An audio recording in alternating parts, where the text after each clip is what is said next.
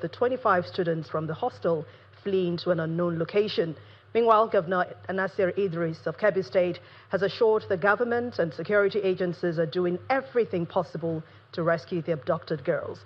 The governor also stated this shortly after he held a closed-door meeting with security agencies, traditional rulers and parents of the abducted schoolgirls.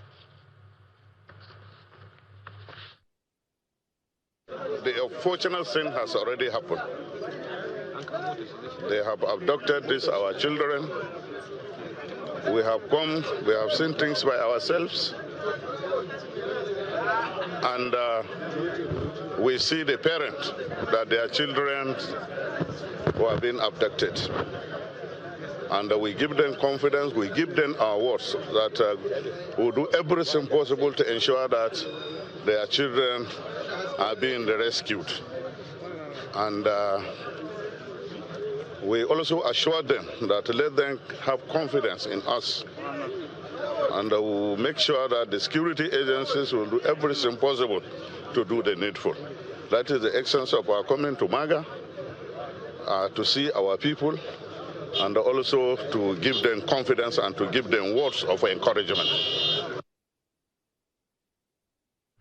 Meanwhile, the federal government has expressed deep concern and solidarity with the families of the students abducted in Kebbi State. In a statement issued by the Minister of Information and National Orientation, Mohammed Idris, the government says it shares in the pain of the families and remains firmly committed to ensuring the safe return of the girls. He says that President Bola Tinubu has reaffirmed that the protection of every Nigerian, especially school children, remain a solemn duty of the state.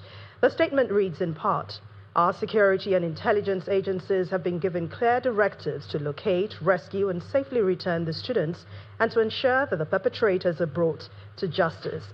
The federal government will not relent until this objective is achieved." While condemning the attack on the students and the killing of the school official, the government assured Nigerians that strengthening internal security continues to be top priority.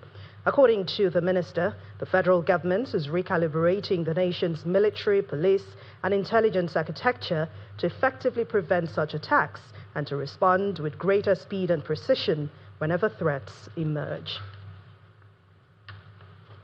The 14th Emir of Kano, Muhammadu Sanusi II, has asked state governments negotiating peace treaties with bandits to ensure that criminals do not spill over into neighboring states. During a tour of communities recently attacked by bandits in Bangwai and Shanono local government areas, the Emir commiserated with the residents, calling on them to report any suspicious activity to security agencies. He also commended the Kano state government for its proactive measure to prevent bandits infiltration, praising ongoing efforts to safeguard local communities. As you know, for the past few months, we have been having an increase in the spate of attacks in villages neighboring Katsina State, with bandits coming in for cattle rustling, killing innocent people, and kidnapping men and women. It is our responsibility as leaders to come and see our people, to commiserate with them and sympathize with them. And I came to reassure them that the state government is doing everything that it can, along with the security services. The governor has bought vehicles, the governor has provided resources. They can see already the movement of the army and the police in this area. And we'll also encourage them to use their vigilantes to help protect their villages. And we urge the Katsina, when they make peace with bandits, to ensure that that peace does not include the right to attack neighboring communities and have a safe haven. The U.S. Subcommittee on Africa will hold an open hearing to review President Donald Trump's recent decision to redesignate Nigeria as a country of particular concern. If approved by the Senate, the CPC designation could allow the U.S. impose sanctions on Nigerian officials involved in religious persecution and restrict certain forms of bilateral aid, sending a very strong signal about the state of religious freedom in Nigeria. The hearing, chaired by Representative Chris Smith, will begin at 11 a.m. at the Rayburn House office and will be available via live webcast. The two panels of experts will testify. The first includes senior U.S. State Department officials, senior bureau official of the Bureau of African Affairs, Jonathan Pratt, and the Deputy Assistant Secretary of the Bureau of Democracy, Human Rights and Labor, Jacob Magje. The second panel features the Director of the Center for Religious Freedom, Nina Shear, Bishop Wilfred Anagwe of Makurdi Catholic Diocese, and Oge Onubugbu of the Center for Strategic and International Studies. While the hearing will examine the scale of religious persecution in Nigeria, it will also explore potential policy responses, including targeted sanctions, humanitarian assistance, and cooperation with Nigerian authorities to prevent further violence. President Bola Tinubu says that justice in Nigeria must never be compromised or commercialized, warning that corruption in the judiciary undermines democracy in the country. He maintains that public confidence built on integrity, speed and fairness remains the real test of judicial legitimacy. The president stated this at the opening of the 2025 All-Nigerian Judges Conference of the Superior Courts in Abuja, where he also reaffirmed his commitment to modernizing courts, improving welfare and strengthening discipline. Our correspondent Benny Ark reports. The 2025 All-Nigerian Judges Conference is on the way at the National Judicial Institute, gathering judges from across the country to review justice delivery and reforms. President Bola Tinubu leads top government officials, justices, as well as legal experts to deliberate on entrenching efficiency, integrity, and public trust in the judiciary. At this pivotal moment in our nation's judicial landscape, we must confront the realities that threaten the very foundation of public trust in our system.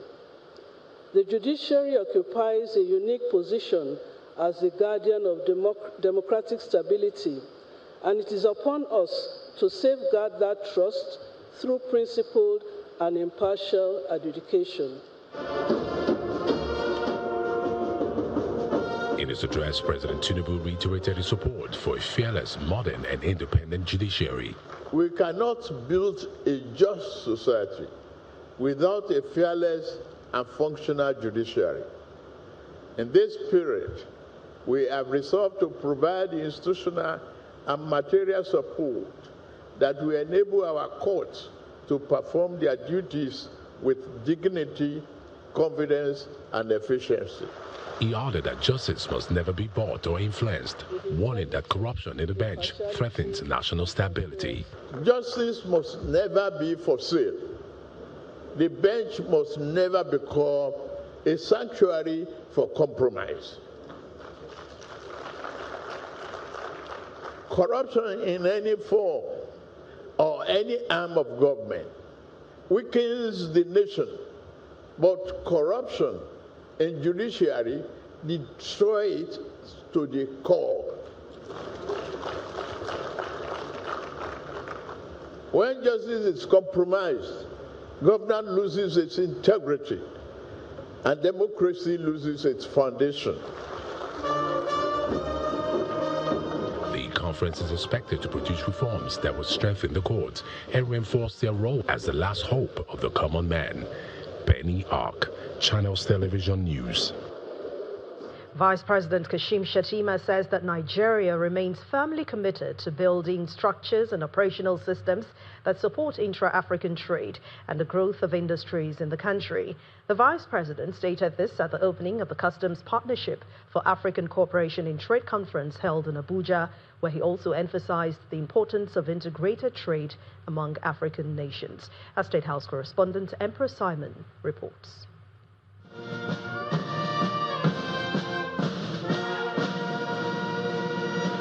Representatives of customs organizations from across 29 countries, captains of industries, policymakers, including Vice President Kashim Shettima, have converged on the banquet hall of the State House Abuja for the Customs Partnership for African Cooperation in Trade Roundtable, hosted by the Nigeria Customs Service. The World Customs Organization, please welcome Dr. Bashir Adewale Adeni. The event seeks to accelerate trade facilitation and regional integration in Africa by breaking barriers and building bridges. We need to stir the consciousness around the role of customs in the AFCFTA ecosystem.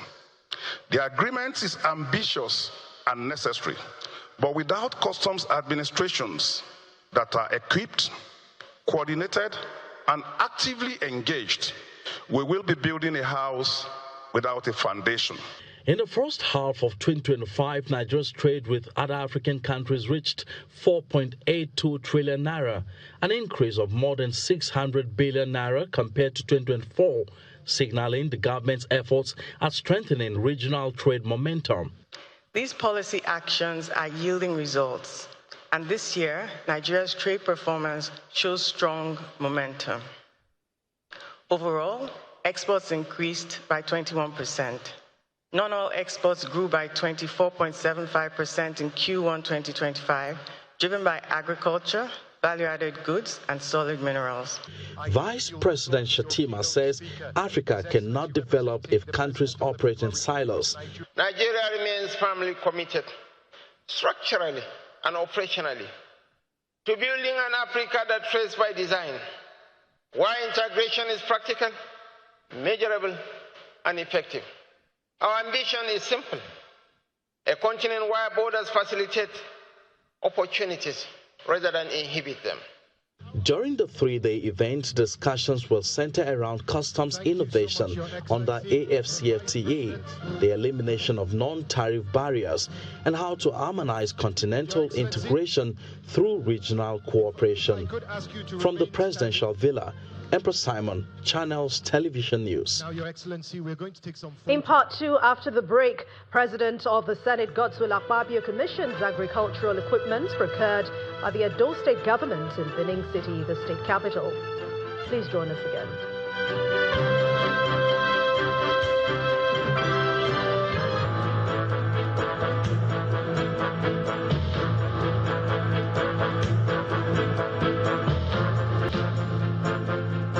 Welcome back. If you've just joined us, you're watching the news at 10 on Channels Television, broadcasting live from Lagos. A reminder of our main stories. Bandits kill vice principal, abduct 25 students from Government Girls Comprehensive Secondary School in Mubi, Kebbi State. President Bola Tinubu directs security operatives to immediately rescue the 25 female students abducted. Justice must never be for sale, President Tinubu warns, stressing that corruption in the judiciary undermines democracy. And Polish Prime Minister says the explosion on the railway line leading to the Ukrainian border was an unprecedented act of sabotage.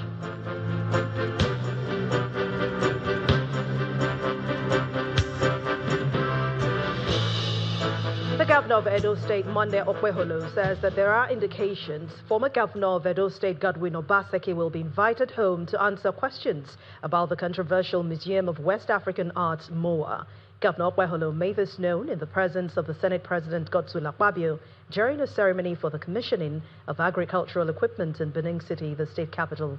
The Senate President, who commended the Governor Okweholo for his developmental efforts within 1 year, assured him that he is ready to take necessary lawful steps to secure the return of former Governor Obaseki upon receipt of relevant evidence. Our correspondent Jessica Olubushiri reports. The focus is on agriculture sector development and boosting of food security at this event in Benin City, the Edo State capital, where Senate President Godswill Akpabio is special guest of honor. Governor Monday Okweholo, his deputy Dennis Idahosa, and other government officials are set to unveil recently acquired agricultural equipment to the admiration of witnesses, including lawmakers, party leaders, and well-wishers. There's room for goodwill messages. Whether you are talking about roads, whether you are talking about the health sector, whether you are talking about social welfare, whether you are talking about empowerment, you will see what this governor has done on agriculture.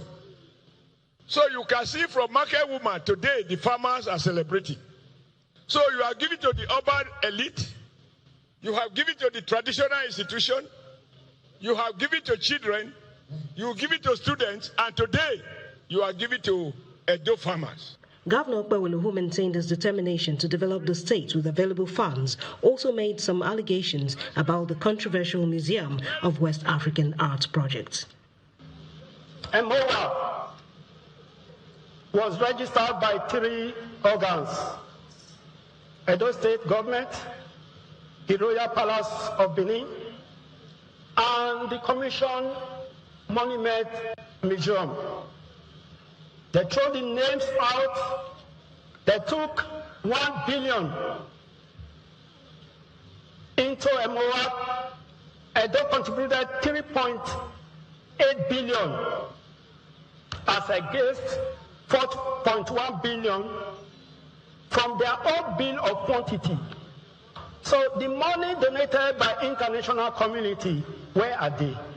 The Senate President, Godswill Akpabio, commended Governor Okpewolo for steps he has so far taken to develop the state within 1 year. The Edo people, one good turn deserves another. Pray for him and support him. If he can do this in just 1 year, you can imagine what he will do in 2 years. You can imagine what he will do in 4 years. You can imagine what he will do in 8 years. He also responds to the MOA controversy. So if you are telling me to bring it back, give us the evidence. I'll get in touch with the Attorney General. The world has become a global village. I do know that no matter where he is, he cannot sleep well if he knows that all the loans he took from the international community were squandered. Your Excellency, I'm only worried that you are the chairman of that committee. I hope the report that will come out will not finish it totally. The speeches thereafter give way for the commissioning of the farm machinery. Jessica Olugbuse, Channels Television News. We continue the news at 10 now. Let's head over to Abuja Studios, where Millicent Walker is standing by to bring us more stories. Hello, Millicent. Hi, Anne. So lovely to see you. And we begin with stories back here from the nation's capital, where parents and students beneficiaries of the federal government's bilateral education agreement, BEA scholarship program, they've occupied the entrance of the Federal Ministry of Finance in Abuja earlier today, protesting the non-payment of 16-month arrears of living allowances. The protesters displayed placards with inscriptions calling on the federal government to fulfill its obligation to the students. According to the protesters, government's reluctance has led to the death of some of the beneficiaries. These protesters comprises parents and some beneficiaries of the federal government's bilateral education agreement, which is a fully funded scholarship program. The protesters are at the headquarters of the Federal Ministry of Finance to demand the payment of 16-month stipend, a development they say has made life unbearable for many of the beneficiaries. We are here alongside our parents who have been suffering due to the lack of payments from the government. The government have not paid the scholars since 2023. There are arrears for 4 months in 2023 and a 2-month worth of shortfall. We also had arrears of 2024 where the money was slashed from 500 to 220. In 2025, no student has received a penny from the government. And as we speak to you, students are suffering. In fact, we just lost a student who suffered from the complications of tuberculosis just last week. He's called Bashir Malemi. He's supposed to graduate this year. And the parents are still mourning the loss. That's why we are on black. According to the protesters, students benefiting from the program ought to be paid a monthly stipend of $500, but it was slashed to $220 in 2024.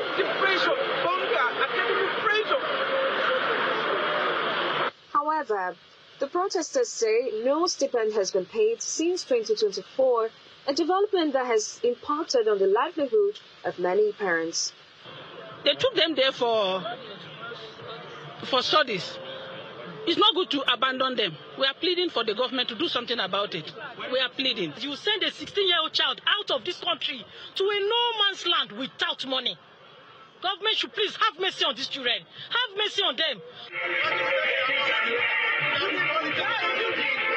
After about an hour of protest and argument with security operatives at the ministry, some officials of the ministry arrived at the scene of the protest. They declined any interview with journalists, and after accepting the protest letter from the protesters, they went back into the ministry with some representatives of the protesters. The federal government's bilateral education agreement allows Nigerian students to study abroad in partner countries such as Russia, China, Hungary, and Morocco. The program covers tuition, accommodation, and medical care, while also providing a living allowance monthly for the beneficiaries. We head now to party politics, where the former president of the Senate and national chairman of the African Democratic Congress, ADC, David Mark, has led other members of the party to the formal unveiling of the party's national secretariat in Abuja. The former Senate president was accompanied by former governor of Osun State, Rauf Aregbesola, former governor of Rivers State, Rotimi Amechi, former Secretary of the Government of the Federation, Babachir Lawal, and others. Chairman of the ADC asked members of the party to brace up for the task ahead, describing the unveiling as a new chapter in the march towards building a generation of leaders who will serve the people. Today is a defining moment. We gather here at the heart of the Federal Capital Territory, not merely to unveil a building, but to unveil a new chapter, a bold statement of purpose and commitment to democracy and service to our country and people. It is a physical testament to our collective resolve to build a greater nation. From this moment forward, this complex becomes the operational center of our political movement. Here, strategies will be shaped, ideas will be refined, and the next generation of leaders will emerge. From within these walls, we shall continue to champion policies that will uplift committees and communities, strengthen institutions, and safeguard the democratic foundations upon which our republic stands.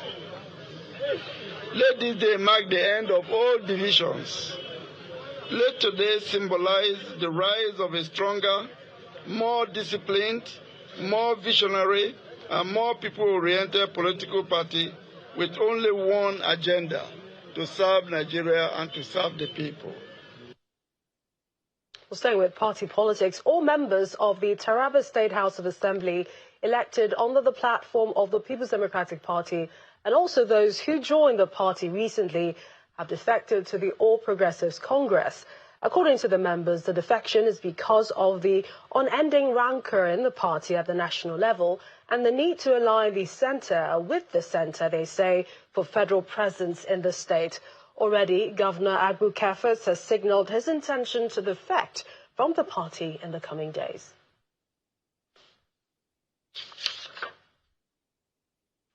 Well, still ahead on the news at 10, Nigeria's headline inflation falls sharply from 18.02% to 16.05% in October. And that's coming from the latest NBS reports. We have that on Business News in a moment.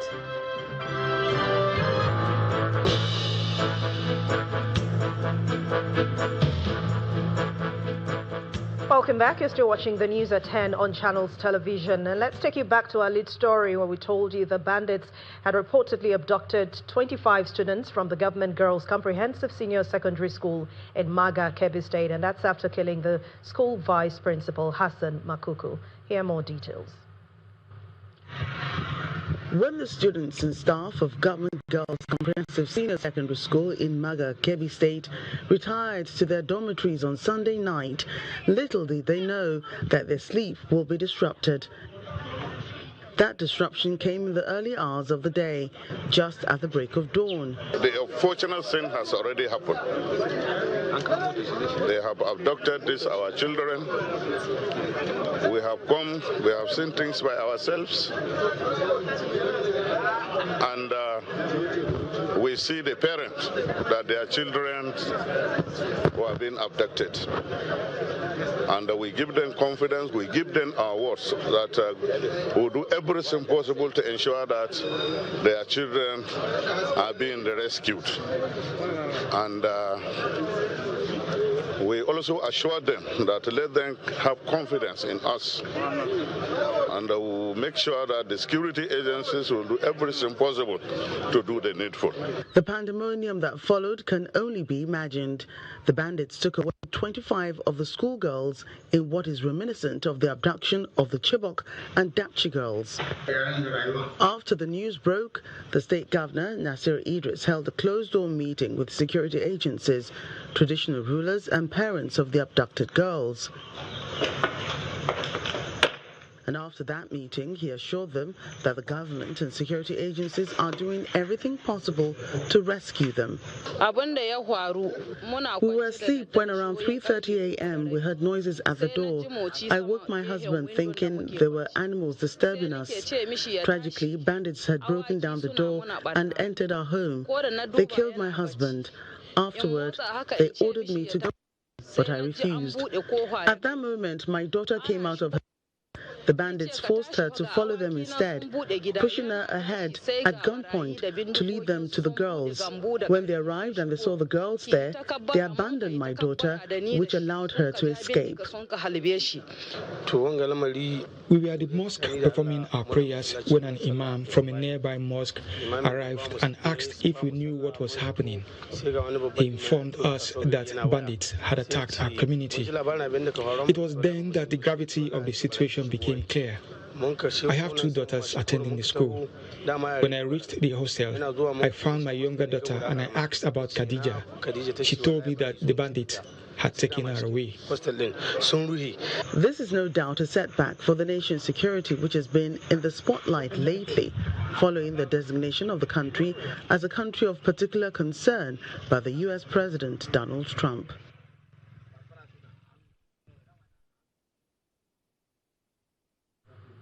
Now let's delve into the world of business. Let's join Joke Rogers for more.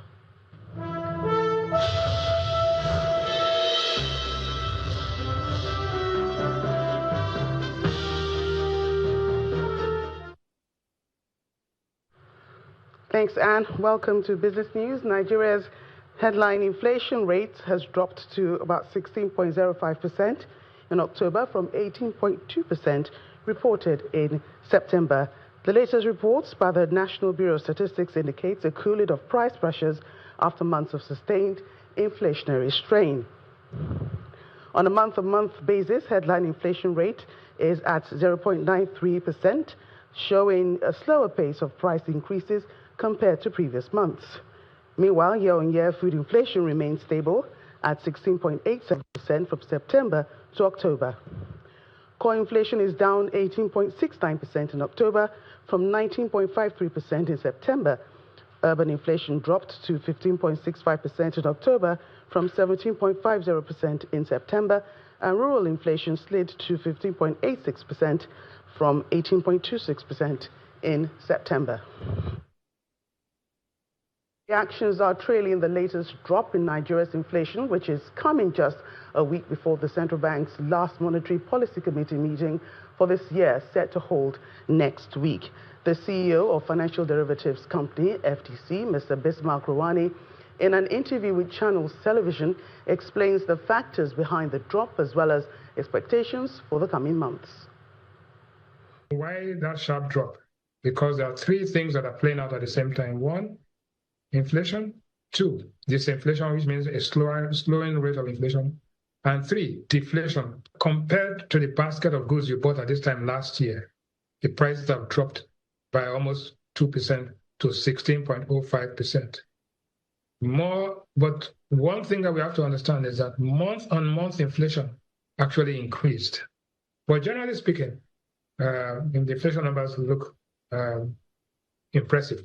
But since we did the rebasing of the inflation numbers in November last year, you are going to see an increase in the year-on-year inflation in November. So since we have gone down from 18.02 all the way to 16.05, this is a 3-year low. Please note that November into December, we're going to see an increase in inflation, not because the prices have increased or because the base year has changed, and therefore we're going to see a spike to maybe 18, 19, but that is a one-off trend. What is going to happen in December, the price will remain flat, And in January, they begin to drop again because in January, traditionally, prices come down. And in January, people are broke because they're paying school fees and all of that. And also it will coincide with the base effect wearing off. More reactions on the October inflation numbers. Economic think tank, the Center for Promotion of Private Enterprises, says the latest drop has marginal effect on the cost of living, which Nigerians are still grappling with, while the inflation, the numbers for October data signals improving macroeconomic stability, helped by exchange rates, calm, better policy coordination and strong base effects. The center warns that the cost of essential goods and services is still a major concern. It advocates deliberate and sustained reforms across critical sectors to sustain the current trajectory. And from there, we head to the stock market, which begins the week on a sour note, no thanks to renewed heavy profit taken by some investors. Laddie Williams has more.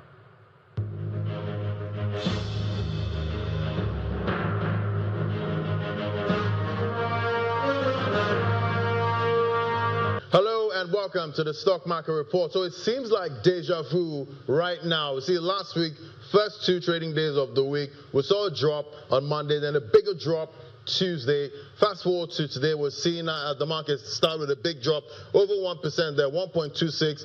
All share index, 145,000. Let's look at the Guinness chart now. We'll see the insurance player there topping the count at 9.97%, 3 naira, 20 kobo. We see tantalizers. We got that news over the weekend. They got that deal to export shrimps and other fisheries to international market there. And I see investors reacting to that right now. 2 naira, 35 kobo. That was a close. Let's look at the losers chart now. We see Dangote Cement leading there. 534 naira to close with a big 10% drop. And we did get news reports that the companies returned to the debt capital market to raise about 100 billion naira via commercial paper. But we're seeing huge profit taking there. It has its run so far this year. So I guess a little profit taking is not bad. So today we see 27 stocks gained while 24 stocks posted losses, making it a positive market bet. But we'll see if tomorrow follows.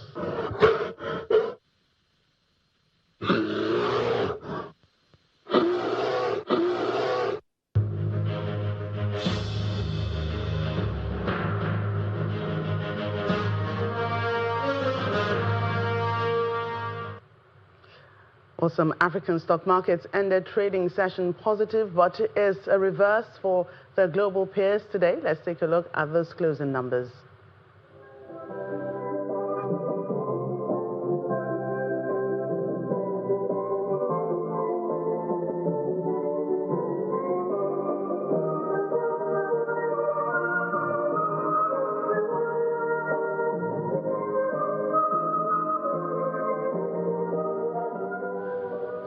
Well, that's business news tonight. Back to you, Anne.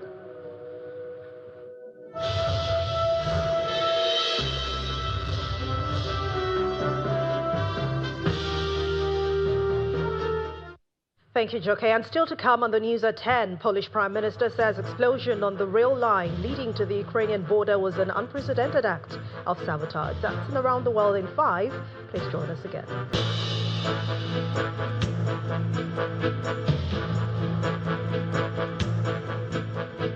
Welcome back. And outside our shores, Poland Prime Minister says that the explosion on the rail line leading to the Ukrainian border this weekend was caused by unprecedented act of sabotage, and his vow to catch those responsible regardless of who their backers are. Let's now join Simon Pusey with more on this and other international news and Around the World in 5.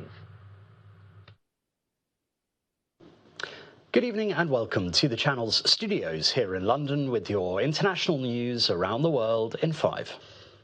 US President Donald Trump has urged lawmakers in his own party to vote to release files related to the late convicted sex offender Jeffrey Epstein.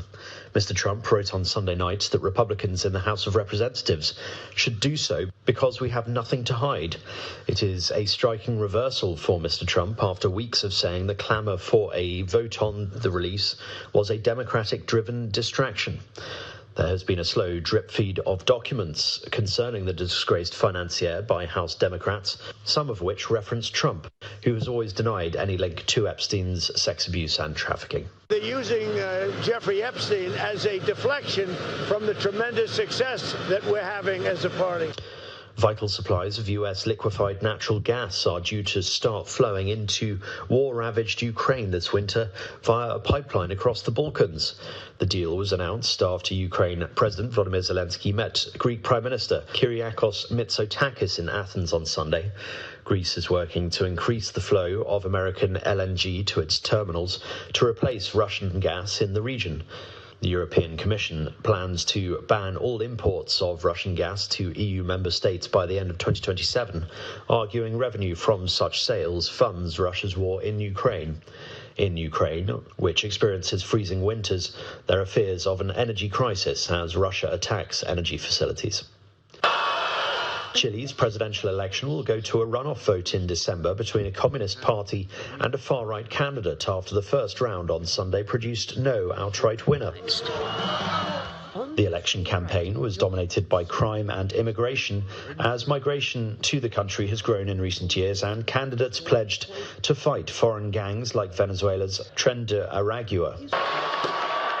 The Communist Party's Jeanette Jara from the governing coalition narrowly won the first round, followed closely by the far-right candidate Jose Antonio Cast. The result is expected to give a boost to Cast, as Jara was the only left-wing candidate running against several right-wing candidates, which split the right-wing vote.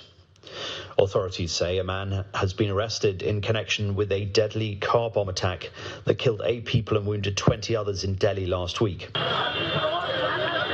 The National Investigation Agency said the car used in the attack, which the government has called a terrorist incident, was registered in the arrested suspect's name.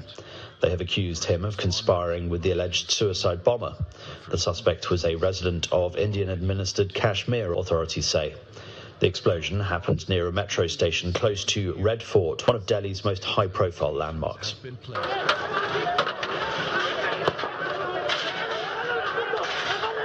At least 120 people, 100 of them police officers, have been injured in clashes during anti-government protests in Mexico City. Thousands of demonstrators marched in the Mexican capital on Saturday to protest against violent crime and President Claudia Sheinbaum's government.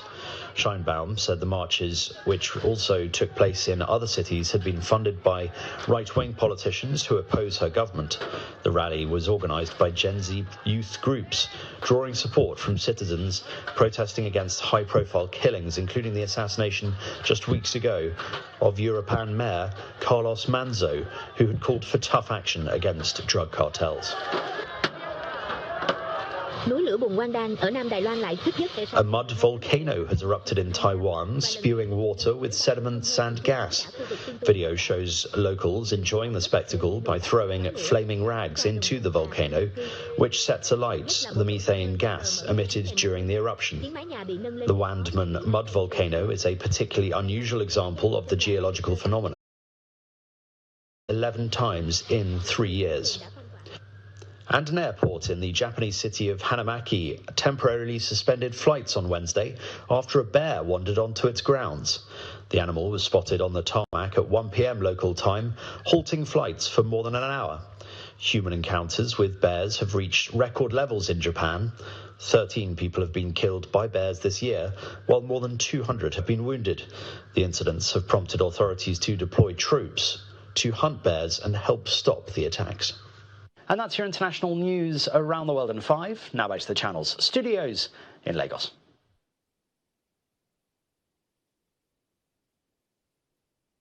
Thank you, Simon. Well, it wasn't an exciting day for Nigerians yesterday after losing a chance at the World Cup. Let's join Chris Illens to take us through the world of sports.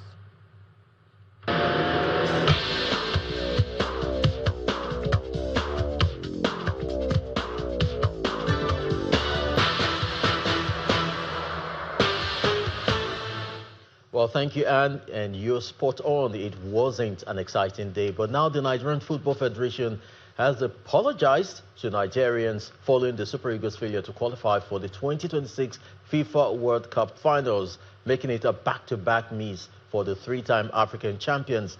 The big miss is a big concern for football enthusiasts and stakeholders who are calling for proper restructuring of the country's football system. You know the size, that's a great through ball. Victor Osimhen on his right foot, gets the shot, he gets the goal. Nigeria, within 3 minutes, have taken the lead.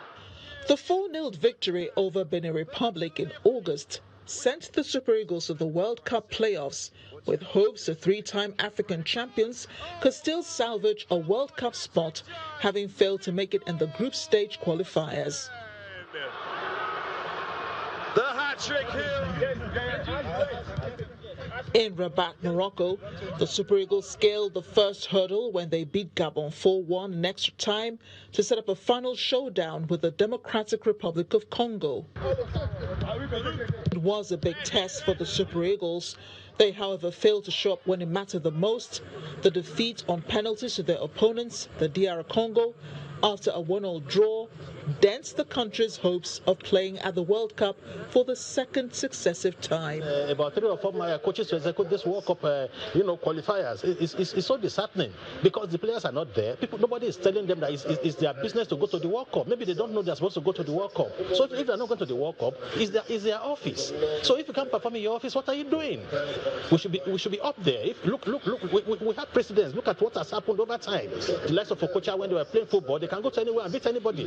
But this one's the struggle. Even at home, they struggle. We expect to have a better result if we are doing the same thing over and over and over. We have to change. We just have to find a way to change. It's been heartbreak for football enthusiasts and stakeholders who put the blame not only on the players, but also the administrators. First, we have to look at how we elect our officials who make up the Nigerian Football Federation. That is the number one thing.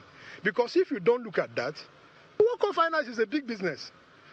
For getting there alone, you are entitled to at least $10 million.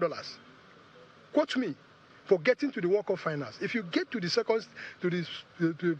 round of 32 or round of 16 or whatever, the second round, you get about $15 or $20 million. What could be the solution? Not that we don't have the players. And you see, our preparation was so shamble. We don't have enough. Where a player will be coming up, inviting a player a week. How? The consciousness is not there. We all know that. And I believe as things are going up, I'm sure we need just to abandon that, our usually fire brigade approach, and sit down and prepare how we ought to be. I will get it there, and we are going to get it. The 2026 FIFA World Cup is out of the team's reach. The next is the 2030 tournament that will be hosted by Morocco, Spain and Portugal. Will the three-time African champions get their acts right? Remains the big question. And Barcelona will finally return to their reconstructed Camp Nou stadium against Atletico Bilbao on November the 22nd in La Liga after more than 2 years in exile. Since the stadium closed at the end of 2022-23 season, the Catalan Giants have been forced to play elsewhere, mainly at the Olympic Stadium. Barcelona will open the stadium with a temporary capacity of 45,401 spectators, with space for 105,000 when the top tier is completed. That Sports is back to you, Anne.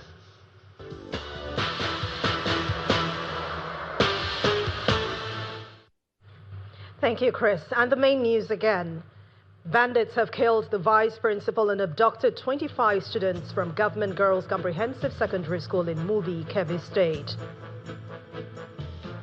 President Bola Tinubu has directed security operatives to immediately rescue the 25 female students abducted in the state.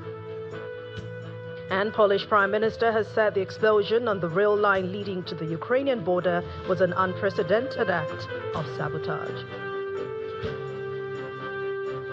That's the news at 10 tonight. Thank you so much for watching. I'm Anne Wawada. Good night and have a wonderful week.